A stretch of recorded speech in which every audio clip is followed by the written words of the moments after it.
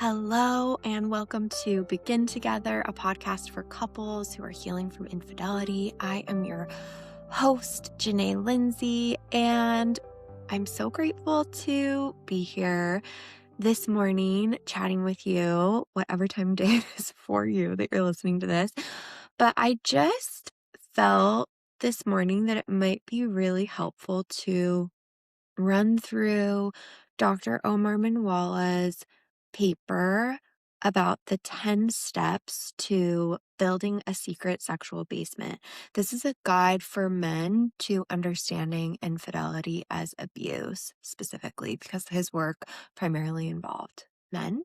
And this paper, if you haven't read it, it's so good. And I just thought I have it actually pulled up here on my screen. So I'm just going to walk us through it because he has a ton of experience. He's a super powerful teacher. And I think his words just exactly exemplify what happens for a lot of people who are in this situation. So I'm gonna read some things verbatim. I'm gonna just reflect on some things as we're going through.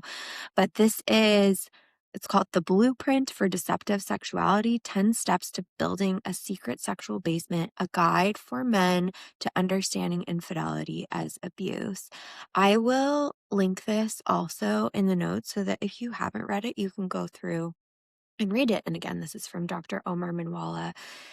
Starts with him saying that infidelity is often perceived as an act of sexual betrayal, a momentary moral lapse, a sexual or relational transgression, a violation of a commitment, or a failure in judgment. And he's very clear that these views, this way to define infidelity, really fails to cover the complexity and the true damage that results in this kind of deception.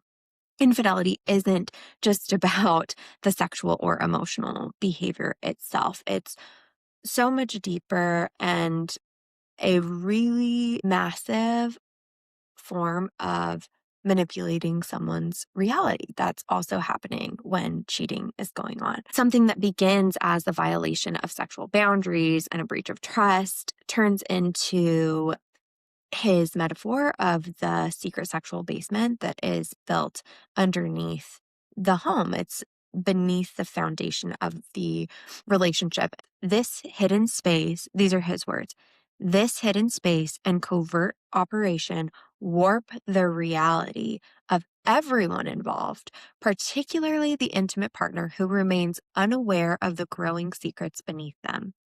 So his white paper just dives in to the metaphor of the secret sexual basement and also just takes us through the process. How do we get there? He starts with this case vignette of a couple, Rebecca and Mark. Rebecca's always trusted her husband, he says, and then Mark starts making these subtle changes in his behavior and it starts unsettling her.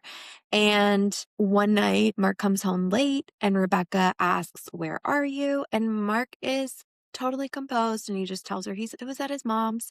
And in reality, Mark had visited a massage parlor, engaged in sexual activities, and then rushed home and really careful to erase any kind of evidence of his encounter. So there they are sitting down for dinner with their kids, and Rebecca's feeling uneasy. She continues pushing it aside. Their youngest daughter asks, "How was your day, Dad? Why are you out of breath?" And Dad just says, "Oh, I saw Grandma today. It was really nice. How was school?" So he totally deflects it, and he does it with this ease, actually. Dr. Minwalla calls this a, quote, carefully placed brick in the secret sexual basement Mark was constructing. This was an intentional distortion of Rebecca's reality, a form of gaslighting. This is Minwalla again, a form of gaslighting designed to conceal his actions and manipulate her neurological, survival based intelligence and gut instincts. And now Rebecca is in this place, of course, where she's caught between what she's feeling and that Mark seems really calm, and she feels, of course, reassured by what he's just told her because that is a better reality to believe than maybe something like there is something deeply wrong, something's going on. So, this kind of cognitive dissonance really puts Rebecca on very unstable ground already. And she's emotionally vulnerable and she's left with her own perceptions and just continues to rely on and trust whatever Mark's telling her. Dr. Minwalla defines the descent into abuse. And again, I'm going to read a lot during this episode. So we're like, this is not for me. That's fine. Just go read the paper. It's very clear. But I just think for those of you who maybe do a little better with audio things, we're just going to go through it and break it down. So the descent into abuse, he says, infidelity, often narrowly defined as a sexual or emotional violation of relationship boundaries, is only the surface symptom, only the first step of a far more complex psychological process. Our cultural focus and preoccupation on the sexual act itself obscure and distract us from seeing clearly the deeper layers of dishonesty, manipulation, and gaslighting that constitute the abuse. We think step one is the entire problem, overlooking the other 9 steps of truth.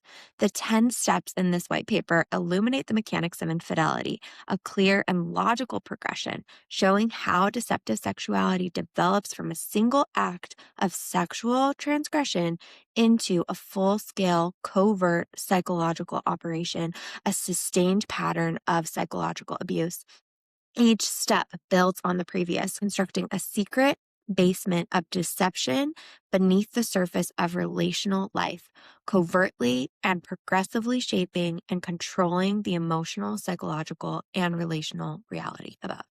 I want to pause right there because if you're a person who is hearing this or reading his paper and you're now reconciling, okay, I thought maybe I had a problem with pornography and that's the thing that I've been working on. And I don't want to be viewing that and have this, maybe I have a dependence on it kind of thing. And I don't want to have that as part of my life.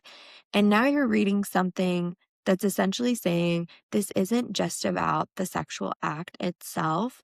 This is about all of the dishonesty, manipulation, and gaslighting behind that behavior. All of those behaviors that were used to cover up the abuse. In the case of Mark and Rebecca, it was the massage parlor. This could be any sexual behavior that is going on secretly in the basement. The behaviors themselves are their own issue. And then we also have every effort, every attempt used to cover the behavior up. So step one, shovel hits the ground, decision to engage in the sexual behavior. When you first engage in this compulsive entitled sexual behavior, whatever it is, and when you first violate the boundaries of your relationship, that's the start of the story. That is step one. The question here is, will I own it? Will I take accountability? Will I immediately work to change? Or am I digging further and building the next step and continuing to start that work into the basement? So, do I stop digging and go upstairs, or do I start really digging and constructing my basement? So that is step one, the shovel hitting the ground, the decision to fully engage in the sexual behavior. Because we all have the opportunity after a choice like that is made. What am I going to do as a result of that choice? What's my follow-up behavior? Am I going to continue down this road? Or am I going to take a deep look inside myself, name it, own it, change it, take accountability fully with my spouse, with any circle that I need to take accountability in, right? So, okay. Step 2 is we have the framework of lies, the decision to compartmentalize. And again, I'm just going to read here because his words are better. The second step in building a secret sexual basement involves the decision to compartmentalize by making a deliberate choice to lie and not disclose. After the initial decision to engage in the sexual behavior, the next decision is whether to tell the truth or deceive.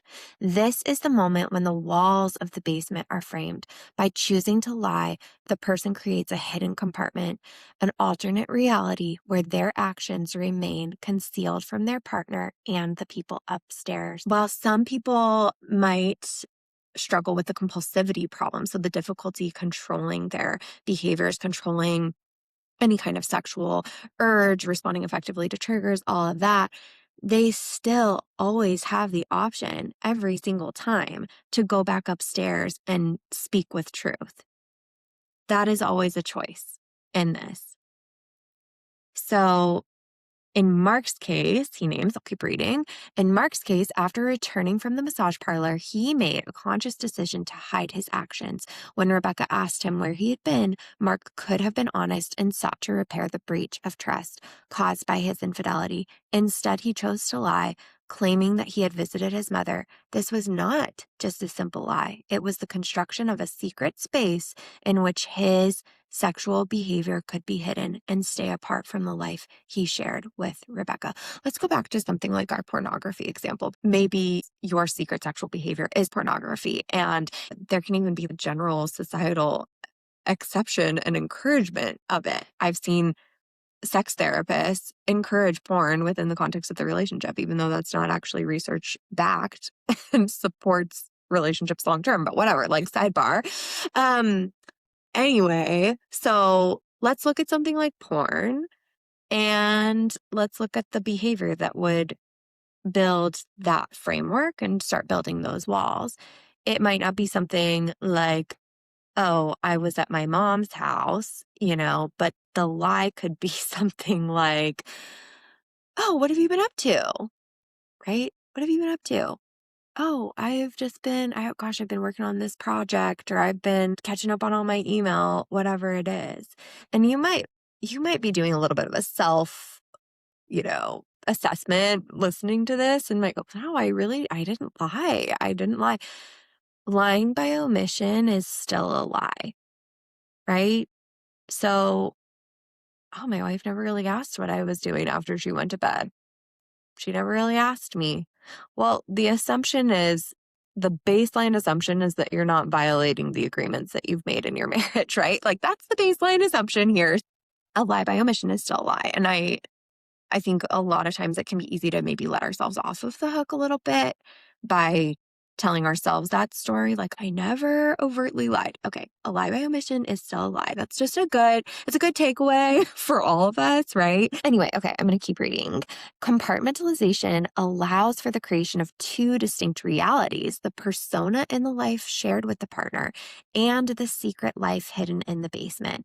Each time Mark lies, he reinforces the walls of his hidden compartment, strengthening the divide between his secret sexual actions and the false persona he presents to Rebecca.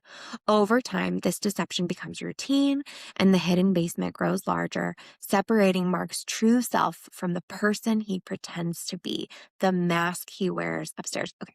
I love this metaphor of a mask because who is that person that I am masking up with? I'm putting my mask on. I'm showing up. Maybe it's at work. Maybe it's in my church community.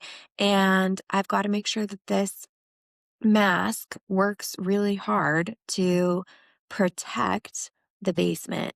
And I start actually caring more about protecting my basement than I do about protecting the people that I have promised to protect. Or I'm caring more about protecting my self-image. I'm really caring about protecting this part of my life. Dr. Minwalla calls it that false persona, in this case that Mark is presenting to Rebecca, but I'm really concerned about protecting my image, what people think of me, I might even use my status in my community, in my job, and my place of worship to be shiny, to be that shiny guy when underneath all of this is going on. My shadow part, my shadow self, everything that's happening here, right? So already you can see where this compartmentalizing, we're having that emotional abuse going on because it's distorting Rebecca's reality and what she actually believes is happening in their life. They have this life that they have built together. And when Mark is withholding the actual truth, Rebecca is now forced to live with this manipulated version of reality. This reality that has been carefully designed and constructed by the husband, in this case, Mark, to keep her in the dark about what's going on. And this deception continues. Dr. Minwalla says, as this deception continues, it becomes increasingly disorienting and emotionally harmful to Rebecca, who unknowingly and without her consent inhabits a world with her children built on lies and intentionally distorted information. I mean, that's major, right? That's major. So he says in the paper, key takeaway number 2. The moment you decide to lie and hide your actions, you built the second step, erecting walls of deception that begin constructing the frame of a double life. This isn't just about hiding and concealing what you did, it's about forcing your partner to live in a version of reality that isn't true. Each lie adds another wall to the secret compartment, another layer to your mask, trapping your partner in a distorted understanding of the truth. This is no longer just about sex, but about a serious dishonesty problem.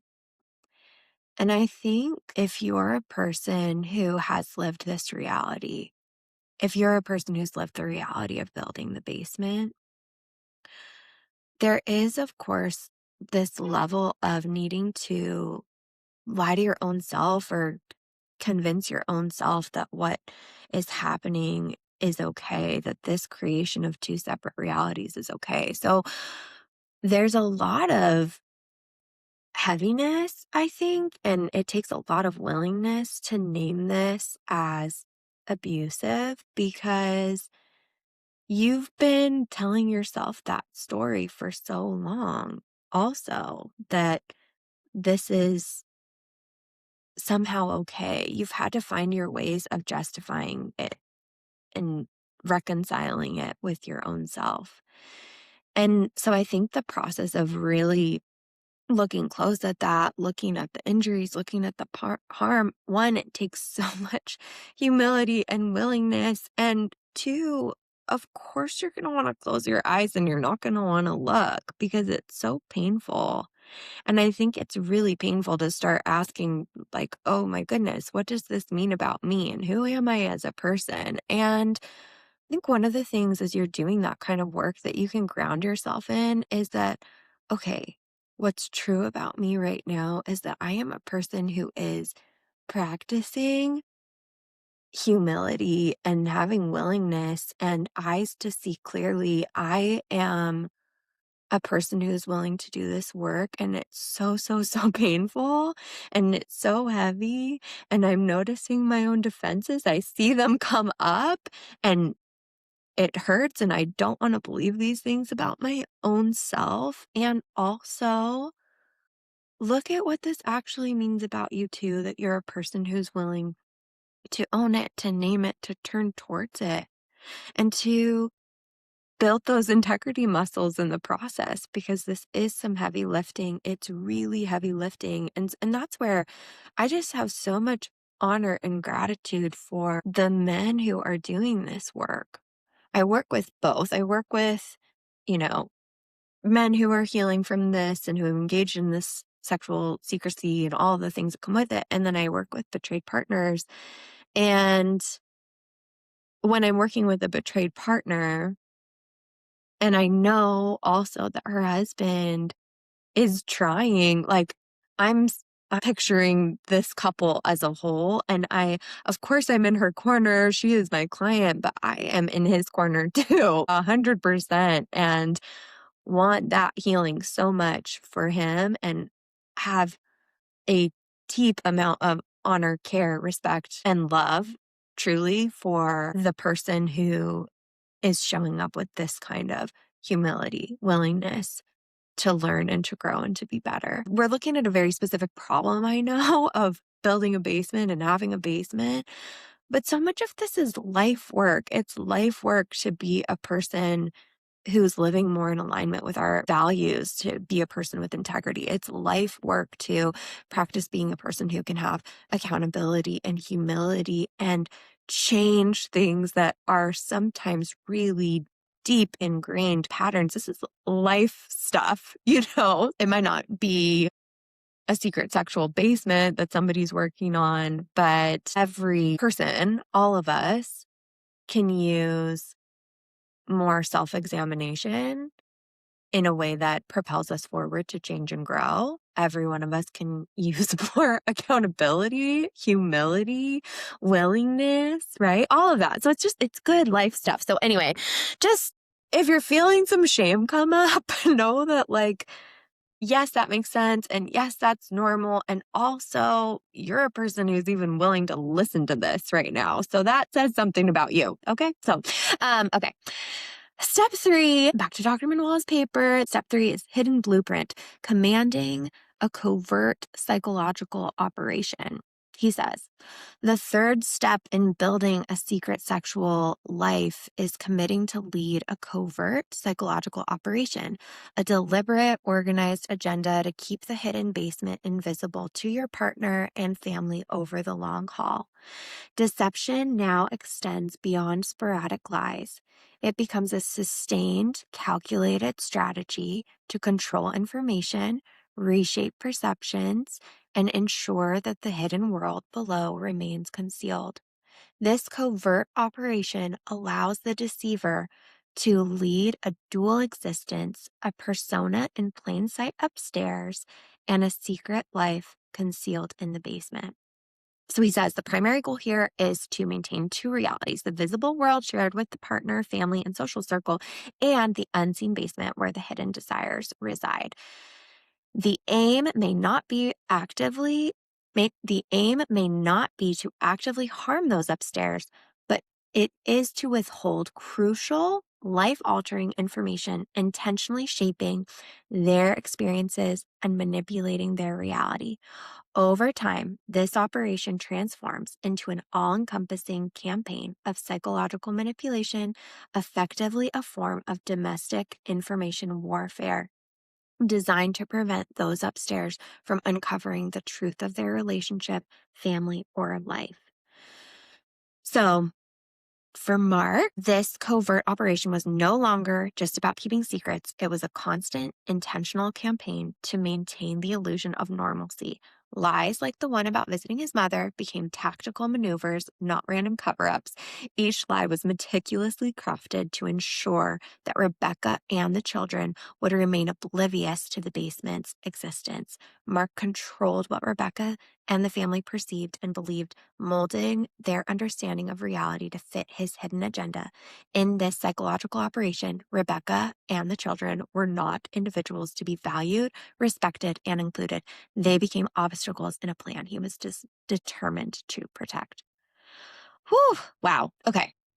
So I'm I'm trying not to just read this entire paper to you, but it's also so good that I just want to share every single piece of it because that exactly explains it.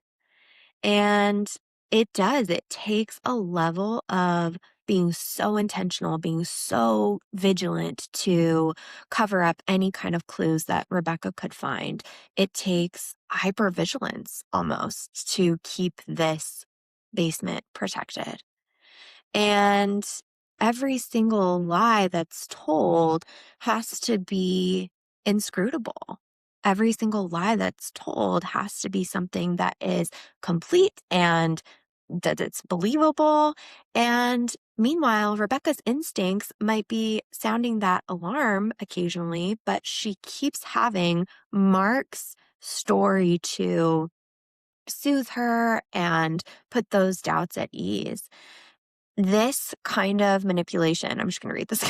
He says, this manipulation gradually chipped away at her trust in her own perceptions and survival instincts, diminishing her self confidence and distorting her understanding of reality. Over time, this form of psychological abuse did more than alter her perception of her relationship with Mark. It made her question her entire sense of self and reality. Whew. Okay. Key takeaway number 3 here. Once you commit to deception, it's no longer just about hiding a single mistake. You're operating a covert psychological operation. As the commander of this operation, you control the flow of information and reshape your partner's reality through gaslighting, a specific form of psychological abuse. I'll just pause right there for an easy definition of gaslighting because I know that is a hot button term. I know we see it all over. It's all over like social media. There's people who don't even really know what they're saying when they talk about gaslighting, but gaslighting is a really simple definition. And this is also from Dr. Minwalla, just the intentional manipulation of someone's reality. Intentional manipulation of reality. So, okay, back to reading. This control isn't accidental. It's a choice, an organized agenda of withholding life-altering information. Each manipulation distorts not only their trust in you, but also their trust in themselves. As the leader of this operation, remember, the power to end it rests in your hands. The choice to continue this type of information warfare or to end it and choose truth remain yours. I just want to pause there because, wow, actually, how empowering that you, as the person who has built this basement or is building this basement, you have the choice to continue or you have the choice to end it and choose truth. And I know that that is so scary. And everybody has their own shaping that prevents them from telling the truth and their own fears about what happens when we're accountable. And it doesn't really bode well a lot of times. So it is so scary. And also, you have the power to do that.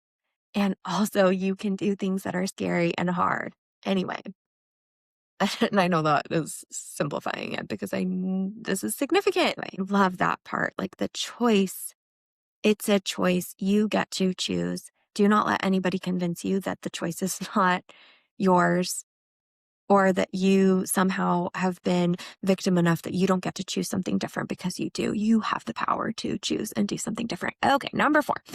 Step 4, he says the entitlement engine, the psychology of sexual entitlement. The 4th step in constructing a secret sexual basement is fueled by the psychology of sexual entitlement, a belief system that prioritizes personal gratification over the rights, well-being, and basic respect owed to others. This entitlement serves as the engine driving the entire covert operation, operating as the intelligence center that justifies deception under the guise of personal needs or rights. The person with sexual entitlement rationalizes their behavior, convincing themselves that as long as the basement remains hidden, no harm is being done. This mindset to keep the basement open for continued indulgence, maintaining the illusion of normalcy upstairs while concealing the reality below. Sexual entitlement is a distorted belief that prioritizes the hidden sexual life above the human rights and basic consideration for the partner, family, or children. While healthy entitlement fosters self-respect, toxic entitlement distorts it, allowing one to believe they, quote, deserve to engage in harmful behaviors despite the impact on others. In the context of infidelity, this mindset works overtime to minimize, justify, or rationalize the harm being done, allowing the individual to maintain the illusion that their secret life is somehow separate from the rest of their relationships and responsibilities. Sometimes betrayed partners will ask a question like, how did you not think about me? Did you even think about how this would hurt me? And he's like, no. He'll say, no. I didn't. I I truly didn't. And that's so hard to imagine that they're not thinking about the partner. But this makes so much sense to me actually because there is this total lack of considering anybody else. There's a complete lack of actually considering the impact of their behaviors on somebody. So, of course, the human rights and the basic consideration of partner and family and children are out the window because we're really prioritizing that hidden sexual life. And if you're watching on YouTube, Dr. Minwalla will do this thing just like with his hands. It's like entitlement can be a good thing. Like healthy entitlement, the quality of being able to say, I deserve is important. It's important. It gets unhealthy. And all I'm doing with my hands is like raising one of my hands above the other when that entitlement comes at the expense of other humans. So now I am hurting other humans. I'm prioritizing my sexual life above the human rights and basic considerations of other people. So that's when we have that unhealthy entitlement. And in this case, the unhealthy sexual entitlement. Mark, in this case, convinced himself that he, quote, deserved this, that these were indulgences that he got to have, that he was entitled to because he is a, quote, good dad. I'm a great husband. I show up to my kids' soccer games. I support my family. I work really hard. I'm doing so much, right? Like I deserve this. And the trips to the massage parlor felt like a personal reward and something that he had earned. And that sort of entitlement really allows somebody to maintain the basement. Dr. Minwalla says to sustain the covert operation, reassuring himself that as long as Rebecca didn't know, no real harm was being done. The entitlement can come from some of those, like, I deserve things that you're doing. I work so hard. They can also come from things like, oh, my wife isn't having sex with me. And that's part of a quote, healthy marriage or something. Honesty and integrity, transparency, all of that is part of a healthy marriage, right? So, anyway, so the entitlement can come from beliefs about yourself, beliefs about others, beliefs about the world, all of that. Key takeaway number 4 here, Dr. Minwalla says the psychology of sexual entitlement prioritizes the secret, basement, and personal gratification over the well being, rights, and respect due to others. This thought system fuels your covert operation, rationalizing harm as, quote, no big deal or, quote, part of being a man. You convince yourself that as long as they didn't know, no one gets hurt.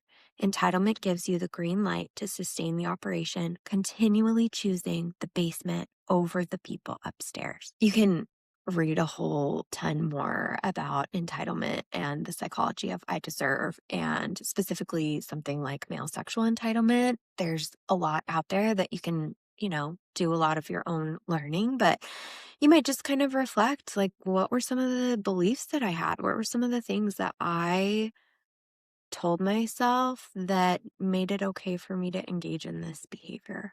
How did I justify it to myself? And that might be part of your entitlement story. Maybe, maybe not. Step 5, integrity erosion, using integrity abuse behaviors as tactics. He says, the 5th step in constructing a secret sexual life involves integrity abuse behaviors, the calculated tactics and strategies essential for maintaining the covert operation. These behaviors signify an erosion of integrity and honesty designed to keep the secret sexual abasement hidden from view.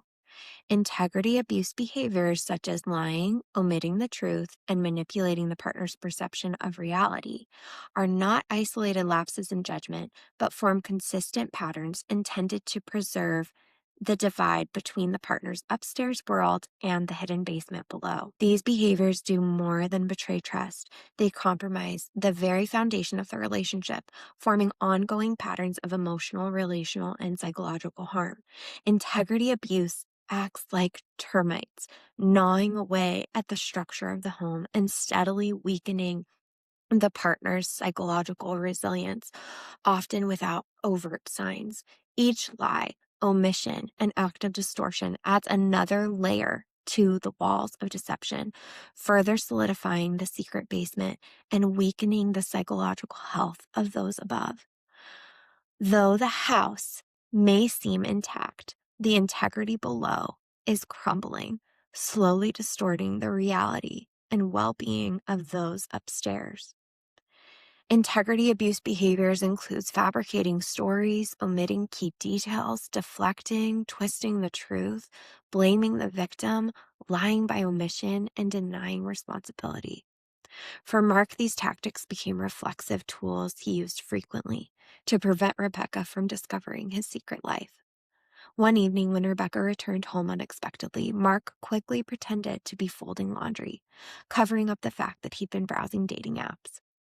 These small, calculated acts of deception may seem minor in isolation, but together they reinforce the walls of his secret basement, creating an ever-widening gap between his hidden life and the reality Rebecca inhabited. The real harm of integrity abuse behaviors lies in their cumulative effect. They gradually distort the partner's reality, leading to confusion, doubt, and insecurity. Over time, these tactics undermine the partner's ability to trust not only the deceiver, but also their own instincts and perceptions. For Rebecca, Mark's ongoing use of integrity abuse behaviors slowly eroded her trust in him and critically her ability to trust herself. Each lie deepened the fracture in their relationship, corroding the foundational trust. These behaviors are abusive because they fabricate an alternate reality for the partner, a distorted version of truth built to sustain the double life. The ongoing patterns of lying, omission, and manipulation lead to profound emotional and psychological harm, often resulting in complex trauma. This trauma, born of repeated exposure to dishonesty, negatively impacts psychological resilience and emotional well-being. Mark believed that hiding the truth was a way to protect Rebecca from pain, but in reality, he was inflicting lasting psychological harm. His manipulations created an environment where Rebecca's sense of safety and security steadily eroded. While their relationship appeared intact to the outside world, the foundation was crumbling under the weight of deception. I want to pause there, take a deep breath, right? This is so heavy when we look at it. This part too, Mark believed that hiding the truth was a way to protect Rebecca from pain. So interesting, because that happens so much. It's like, I don't want to hurt her. I don't want her to know this, of course. And that's part of it. I would really encourage people to be very honest with their own selves. How much of this is about trying to protect my spouse from pain if she knew this versus how much am I trying to protect myself from pain or to protect my basement from being discovered. But that is a really common thing I think that people will say is me hiding this or believe, internally. I think when we say it out loud, we can hear like, wait a second, I'm not actually protecting anybody by lying to them, right? But this idea of I'm protecting her from pain really contributes to the longevity of a basement. In reality, we're inflicting lasting psychological harm by withholding life-altering information. But that can be one of the stories that we tell ourselves is I'm protecting her. I'm keeping her safe from pain. Key takeaway 5, your covert operation depends on integrity abuse behaviors, lying, omission, manipulation, blame, denial, minimization, deflection, and more. These tactics are patterns of ongoing harm and trauma, eroding the trust and honesty at the core of any healthy relationship. And read that again. That's really important. These tactics are patterns of ongoing harm and trauma, eroding the trust and honesty at the core of any healthy relationship. Over time, you undermine your partner's sense of safety, stability, and self worth. Like termites in the floor, the hidden basement is quietly rotting the foundation of truth and damaging the health of your partner and relationships above. We are on step 5 only, and I'm actually gonna make this a two-parter. I wanted to walk through all 10 steps, and then I just realized these are really important, I think, to do that deeper dive in and actually go through and just metabolize it a little bit. Really hear it, feel it, try to learn to understand it. I think a little bit going through all 10 steps will be kind of a drinking from a fire hose experience. So I'm going to pause there. Part 2, we'll have that come out next week on Friday. And, if you want to know what the other steps are, you can go ahead and click and read his paper. He's so generous to just make this accessible to every single one of us. And I would just encourage you to notice any of your own feelings, your own emotions that are coming up right now, any defenses that are showing up for you. Um, are you like feeling numb? Are you like intellectualizing? Are you um feeling like kind of protecting your own honor? Are you finding all of the parts that, okay, well, this wasn't part of my story, so I didn't do this or that, so I'm not that bad or whatever, just kind of notice what you are, what's coming up for you. Defenses are such a significant part of our learning. And um, also just notice those emotions that are there. And if I really look at this and allow myself to feel it, what comes up for me? This is heavy.